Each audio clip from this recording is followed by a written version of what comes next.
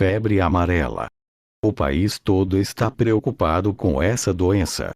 Resolvi falar sobre o assunto, pois há muitas pessoas com dúvidas. A febre amarela é uma doença infecciosa causada por um vírus e transmitida por mosquitos.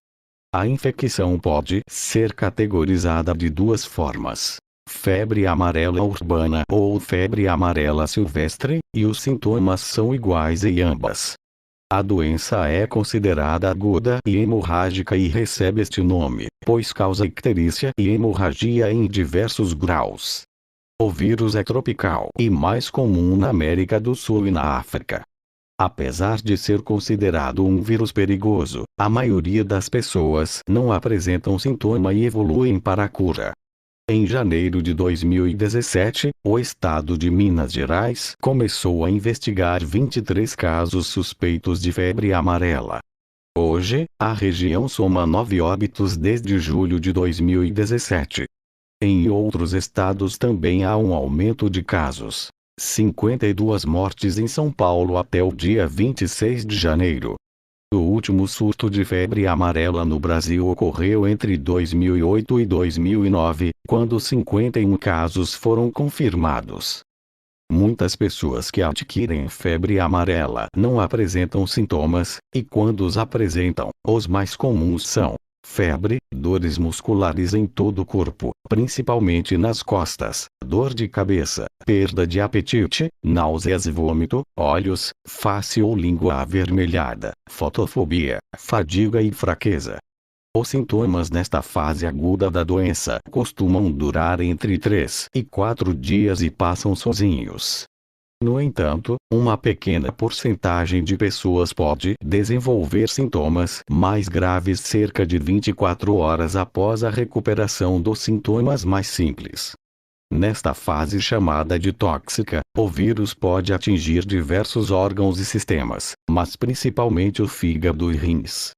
Os sintomas dessa fase são retorno da febre alta, icterícia, devido ao dano que o vírus causa no fígado, urina escura, dores abdominais, sangramentos na boca, nariz, olhos ou estômago. Em casos mais graves, o paciente pode apresentar delírios, convulsões e até entrar em coma.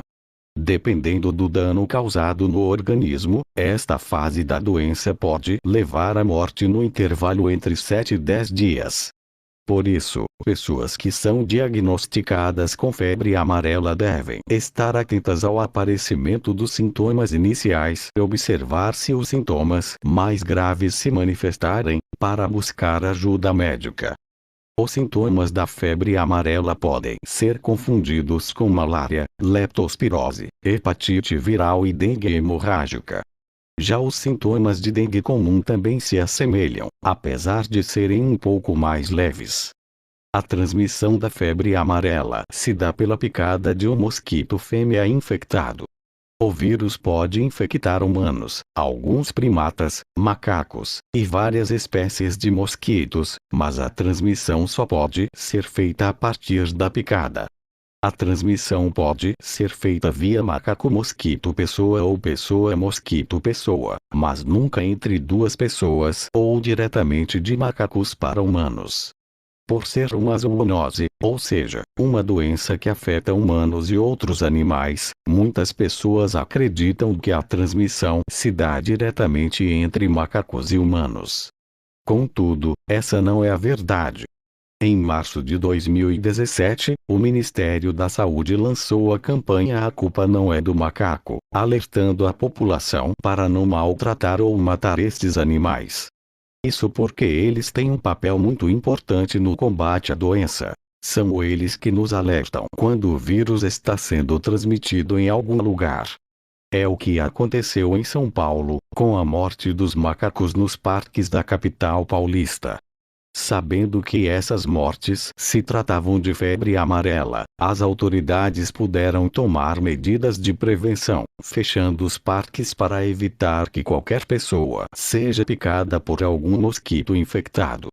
Resumindo, os macacos são como sentinelas para essa doença, visto que a infecção desses animais perto de áreas urbanas é um sinal de que a doença está chegando na cidade.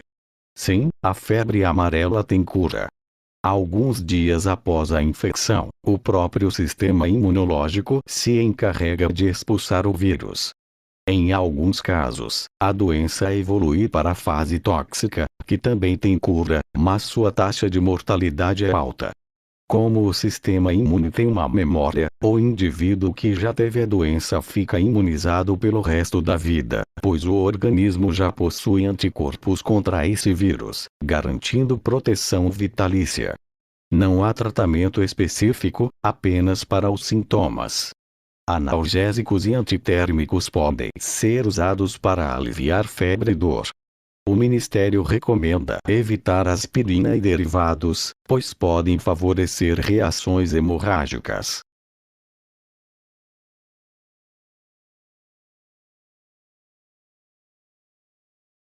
Pessoas que moram ou vão viajar para regiões rurais ou de mata dentro das áreas de risco, no Brasil ou no exterior, a imunização deve ser feita 10 dias antes da viagem.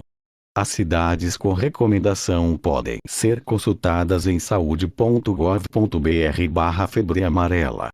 Já a lista de postos na capital paulista pode ser vista no site da prefeitura. Para conseguir, diante de um estoque limitado, fazer uma ação rápida de vacinação. O objetivo é bloquear o avanço do vírus. Não. Por não terem sido feitos testes para públicos específicos, os seguintes grupos devem continuar a receber a dose integral: crianças de 9 meses até 2 anos de idade e pessoas com HIV e outras condições clínicas, como, por exemplo, doenças hematológicas. Viajantes internacionais também precisam da dose plena. Crianças com menos de 6 meses não devem tomar sob nenhuma hipótese. Na idade de 6 a 9 meses, apenas se houver indicação médica. A imunização é contraindicada também para pacientes imunodeprimidos por alguma doença ou tratamento, como quimioterapia, e pessoas com alergia grave a ovo. Grávidas, a princípio, devem evitar, a não ser que o risco de contrair o vírus seja alto. Porque, quanto mais nova a criança, mais o organismo pode demorar para responder, fazendo com que o vírus circule por mais tempo. Assim, aumentam as chances de efeitos colaterais, como febre e outros sintomas associados à doença. O ideal é sempre balancear os riscos e benefícios com o pediatra e a família. A eficácia chega a 99% e ela é bastante segura. Ela pode causar reações adversas, como qualquer medicamento, mas casos graves são raros. Dores no corpo, de cabeça e febre podem afetar entre 2% e 5% dos vacinados nos primeiros dias após a vacinação e podem durar entre 5 e 10 dias.